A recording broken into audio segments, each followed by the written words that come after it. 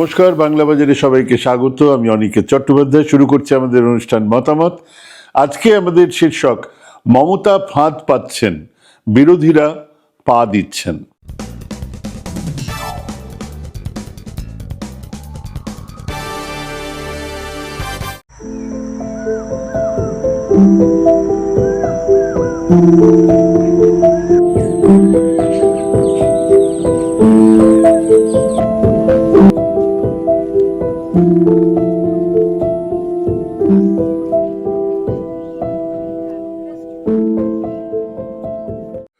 রাজনীতিতে বা যুদ্ধেও নতুন কিছু নয়, নিজের এজেন্ডা ঠিক করা আর বিরোধীদের সেই এজেন্ডাতে মুখোমুখি দাঁড় করানো।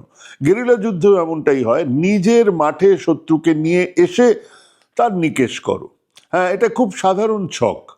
এই বাংলাতে সেই ছকে পিএইচডি করেছেন মমতা বন্দ্যোপাধ্যায়। একবার নয়, বারবার তিনি এই ছকে দান দিচ্ছেন, আর বিরোধীরা সেই ছকে পা দিয়ে ফেঁসে যাচ্ছেন। যখন বুঝছেন তখন এলোমেলো কথা বলা ছাড়া আর কিছুই তাদের বলার থাকছে না। বিহারে এসআইআর হলো। অবশ্যই ইলেকশন কমিশনের এই এসআইআর আসলে এনআরসি, আসলে ডাউটফুল ভোটার খুঁজে বার করা, তাকে চিহ্নিত করা। আর সেই ডাউটফুল ভোটার যদি মুসলমান হয় তাহলে তাকে হয় ডিটেনশন ক্যাম্পে রাখা, না হলে তার কাটার ওধারে ঘাড় ধাক্কা দিয়ে বাংলাদেশে পাঠানো। এতে বিজেপির লাভ কি? লাভ হলো সংখ্যাগরিষ্ঠ হিন্দু জনসংখ্যাকে বোঝানো যাবে যে একমাত্র বিজেপি এই মুসলমান ঘুষপেটিয়াদের থেকে তোমাদেরকে বাঁচাতে পারে। আমরাই সেভিয়ার, আমরা তোমাদেরকে সেভ করব। ওরা তোমাদের সমস্ত দুটো গরুর মধ্যে একটা গরু নিয়ে যাবে, তো আমাদের প্রধানমন্ত্রীর কথা।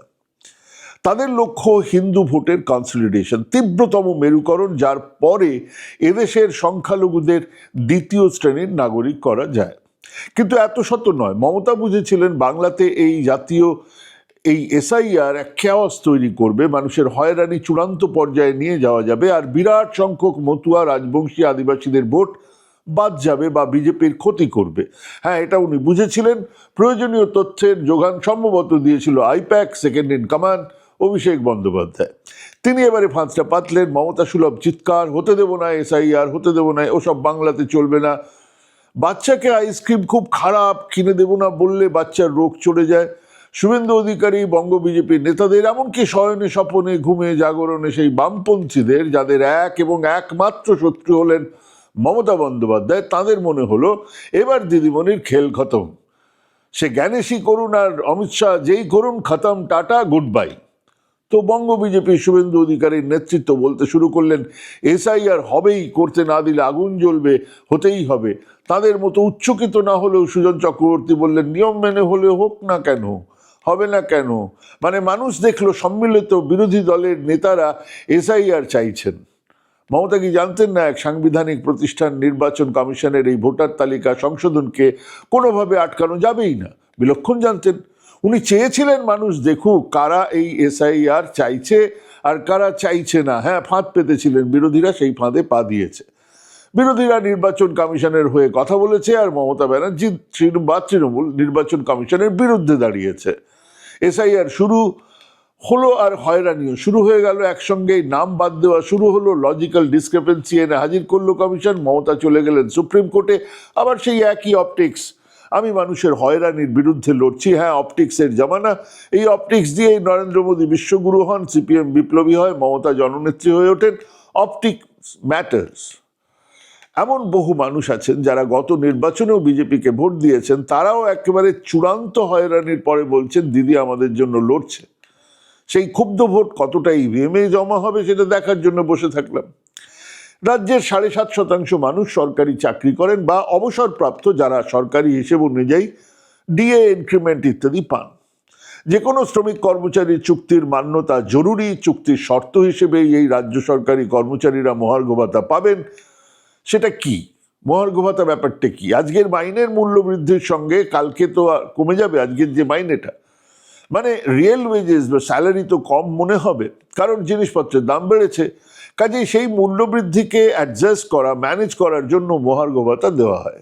কেন্দ্র সরকার তাদের কর্মচারীদের দেন, রাজ্য সরকারও তাদেরও দেবার কথা। কিন্তু এই 7.5%-এর বাইরে কারা ডিএ পান? আছে কিছু অফিস প্রতিষ্ঠান যারা দেন, কিন্তু 90% শ্রমিক মহার্ঘ ভাতা পান না, যারা ওয়েজ পান বা স্যালারি পান তারা মহার্ঘ ভাতা পান না। দাম বাড়লে খাওয়ার খাতে কম খরচ করে বা অন্যান্য অনেক খাতে খরচ কমিয়ে বা আরও কোনো আলাদা উপার্জনের রাস্তা বের করে সামাল দেন। সামাল দিতেই পারেন না কমসম করে 70% মানুষ। মূল্য বৃদ্ধির চাপে হাঁসফাঁস করছেন তারা, দিশেহারা কোন খাত থেকে কেটে কোন খাতে টাকাটা খরচ করবেন। দেশের 47% নাগরিক আয়ের 80% বেশি খরচ করেন কেবল খাবারের জন্য। বাদ পড়ছে শিক্ষা, স্বাস্থ্য, মাথার ওপরে ছাদের বরাদ্দ। শ্রমজীবী বা মজুরি বা মাইনে পাওয়া মানুষের 7.5% মানুষ বা বড়জোর 10% মানুষ যারা মহার্ঘ ভাতা পান তারা যে বাজারে যান সেই বাজারেই যান বাকি মানুষজন। সেখানে মমতা সরকার সরাসরি টাকা দিতে শুরু করেছেন। লক্ষ্মীশ্রী, কন্যাশ্রী, যুবশ্রী, এরকম হাজার একটা নামে আদতে ওই একেবারে হাগরে গরিবস্য গরিব মানুষদের কাছে অন্তত বাঁচার প্রয়োজনীয় টাকাটা দেওয়া, পাশে আছি এটা বলা। এবং এমনও নয় যে মহারাষ্ট্র বা দিল্লির মতো নির্বাচনের আগে ঘোষণা করে নির্বাচনের পরে চোখ উল্টে সরে যাওয়া, না, বরং সেই খাতে বরাদ্দ বাড়ছে, ক্রমশ বাড়ছে। কি অসম্ভব অসুয়া জন্ম দিয়েছে এই প্রকল্প তাদের মনেও, যাদের কর্মসূচিতে আজকেও লেখা আছে যে পুয়ারেস্ট অফ দ্য পুয়ার যারা, তাদেরকে মিনিমাম রিলিফ দেওয়ার জন্যই আমরা রাজ্য সরকারের ক্ষমতায় যাব। হ্যাঁ, সেই সিপিএমও বা তাদের কর্মী, তাদের ফেসবুকের অ্যাক্টিভিস্টরা, তাদের সমর্থকরা এই আনপ্রোডাক্টিভ খরচ নিয়ে শরৎ র্যাঙ্ক অ্যান্ড ফাইল তাদের চিৎকার করছেন। সিপিএম, বিজেপি, কংগ্রেস প্রত্যেকে এই ডাইরেক্ট বেনিফিশিয়ারিদের টাকা দেওয়ার ব্যাপারে প্রথম যে সমালোচনা করেন তা হলো এটা আনপ্রোডাক্টিভ। এ দিয়ে তো আবার টাকা তৈরি হচ্ছে না, সম্পদ তৈরি হচ্ছে না, মানে মানুষটা দুবেলা না হোক একবেলাই সই খেতে পাচ্ছে সেটা বিচারের বিষয়ই নয়। এর ফলে সম্পদ তৈরি হচ্ছে না। সেই টাকায় দুটো বড় শিল্প গড়ে তুললে কত সম্পদ বাড়তো। মানুষের প্রাণ কোনো সম্পদই তো নয় আজ। কারা বলছেন? সোশ্যাল মিডিয়া খুলে দেখুন, এরা দুবেলা খেতে পান, মাথার উপরে ছাদ আছে, ব্র্যান্ডেড পোশাক পরেন, সুইগি জোম্যাটোতে খাবারের অর্ডার দেন। আর সরকার রাজ্যে সম্পদ না তৈরি করে, শিল্প না তৈরি করে কেন টাকা বিলোচ্ছে এই নিয়ে সরব।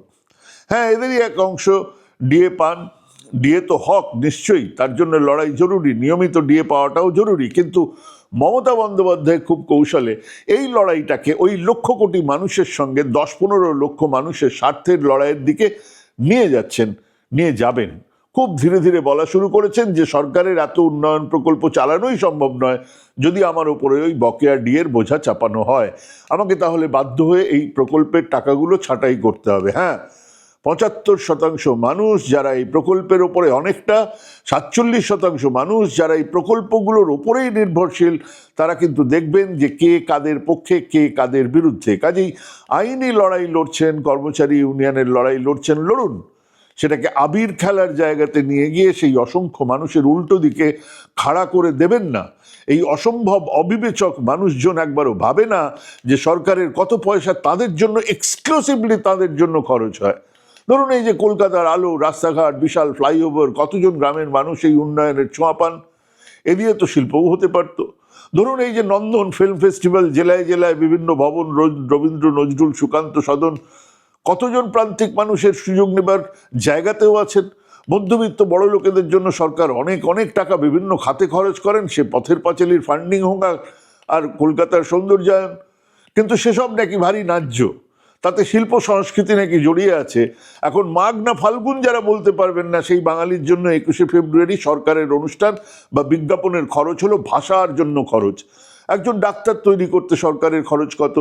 যে ডাক্তার গ্রামে পোস্টিং দিলে মামলা করে, সেটা খয়রাতি নয়। সেই স্কুলে যাওয়া মেয়েটাকে একটা সাইকেল দিলে সেটা হয়ে যাবে খয়রাতি।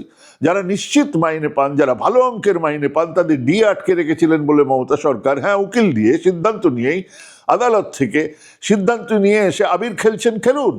কিন্তু মাথায় রাখুন, আপনি যত নাচবেন মমতার তত লাভ। হ্যাঁ, উনি ওই 75% মানুষকে আপনার নাচ দেখাবে। হ্যাঁ, এই আনন্দের জন্য খয়রাতি কাটতে হবে আমাদের। সেই কথা বলবেন বস্তি আর গ্রামের প্রান্তিক মানুষজনদের, উল্টো দিকে দাঁড়াতে হবে আপনাদের। তৈরি থাকুন।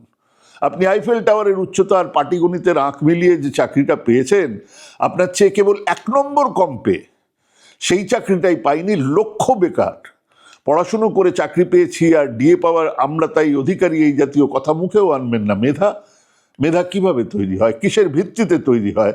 তাহলে তো মানতে হবে মেধা আছে বলে আদানি তার সম্পত্তি 500%, 500 গুণ বাড়াতে পারে। একটা সরকারি চাকরির পরীক্ষাতে 300টা ভ্যাকেন্সি থাকলে সেখানে 20 লক্ষ বেকার পরীক্ষা দেয়, তাদের কমসম করে 15 লক্ষ সেই চাকরির জন্য যে কোনো সময় উপযুক্ত। কাজেই মেধার ভিত্তিতে ডিএ পায় না, চাকরির শর্ত হিসেবে পায়, আর পাওয়া উচিত। কিন্তু তা সেলিব্রেট করে এক বিরাট সংখ্যক মানুষের বিরুদ্ধে নিজেকে দাঁড় করাবেন না। মমতা বন্দ্যোপাধ্যায় জানেন এই ফারাকটাকেই ব্যবহার করতে। হ্যাঁ, তিনি সেখানেই নিয়ে যাচ্ছেন। সেই প্রথম প্রশ্নটা, সরকার কাদের জন্য, সরকারে থাকা কাদের জন্য, গরিবস্য গরিব মানুষকে এই ব্যবস্থার মধ্যে ন্যূনতম রিলিফ দেবার জন্য, নাকি চলতি উন্নয়নের থিওরি মেনে যেমন চলছে তেমন চালানোর জন্য? সরকার একটা বিশাল উঁচু দেওয়াল, তার বেশ কিছু নড়বড়ে জায়গাও থাকে। সরকারের প্রশাসনিক অপদার্থতা থাকে, সরকারি দলের নেতা মন্ত্রীদের দুর্নীতি থাকে, শিক্ষা বা স্বাস্থ্যের মতো জনস্বার্থ জড়িয়ে থাকা দপ্তরগুলোর ব্যর্থতা থাকে। সেখানে আঘাত করুন, করাই উচিত। কিন্তু তার শক্তির জায়গাগুলো, বিরাট জনসমর্থনের জায়গাগুলোতে ঘা দিলে ফল উল্টো দিকে যাবে। মমতা সেই ইকুয়েশনগুলো বুঝেই একের পর এক ফাঁদ পাচ্ছেন, বিরোধীরা পা দিচ্ছে। মমতা বুঝেছেন মোদ্দা কথাটা, যে মানুষগুলো তার সিদ্ধান্তে দুবেলা খাবার পায় সেই মানুষেরা তাকে সমর্থন করবে, আর যে কোনো মূল্যেই তাকে এই বরাদ্দের যোগান দিতেই হবে। মমতা সেই কাজটাই করছেন। হ্যাঁ, সেই জন্যই সামাজিক খাতে বাংলার বাজেট বরাদ্দ আজ দেশের সমস্ত রাজ্যের তুলনায় অনেক বেশি। ওদিকে অর্থনীতিবিদরা কি বলছেন, মানে অমর্ত্য সেন বা অভিজিৎ বিনায়ক বন্দ্যোপাধ্যায়, তাদের অনেকেরই বক্তব্য হলো সোশ্যাল সেক্টর, সামাজিক খাতে রাষ্ট্রের বিনিয়োগ রাষ্ট্রের অর্থনীতিকে অনেক বেশি গতিশীল করে তোলে। খুচরো লেনদেন বাড়ে, চাহিদা বাড়ে, ভোগ্যপণ্যের কনজামশন বাড়ে, উৎপাদনে গতি আসে, অর্থনীতির চাকা ঘুরতে থাকে। সেই পুরনো অর্থনীতির তত্ত্ব, কিছুই যদি হাতে না থাকে, কিছুই যদি আপনার করার না থাকে, তাহলে এক দলকে গর্ত খোঁড়ার জন্য টাকা দিন, আর অন্য দলকে গর্ত বোঝানোর জন্য টাকা দিন, তাতে অর্থনীতি সচল হবে। হ্যাঁ, সেটাও অর্থনীতির এক স্বীকৃত ধারা। রাষ্ট্র উন্নয়নের নামে জল জঙ্গল নদী পাহাড় বেচে দিচ্ছে, দেশের সম্পদ জমা হচ্ছে 2-3 জন ফোড়ে কর্পোরেট ক্রোনি ক্যাপিটালিস্টদের হাতে। আর সেই সময়ে সেই বৈষম্যের ফলে গ্রামীণ অর্থনীতি, প্রান্তিক মানুষের চাহিদা যোগান সবটাই এক নিম্নমুখী প্রবণতার জন্ম দিচ্ছে। তেমন এক সময়ে দুধের স্বাদ ঘোলে মেটানোর মতোই এই সামাজিক খাতে বেশি বেশি ব্যয় বরাদ্দ খানিকটা হলেও তাদের দুবেলা খাবারের সংস্থান এনে দেয়।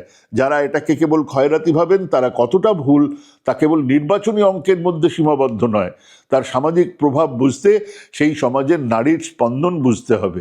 মেধা বুদ্ধি আর আর্থিক গণ্ডি কেটে যাদের সরিয়ে রাখা হয়েছে, আজ নয় কাল তারা সুদে আসলে বুঝে নেবেই। একটু ভাবুন, এগুলো ভাবতে হবে, ভাবা প্র্যাকটিস করুন। ভালো থাকবেন, সুস্থ থাকবেন। আজকে এখানেই শেষ করছি। নমস্কার।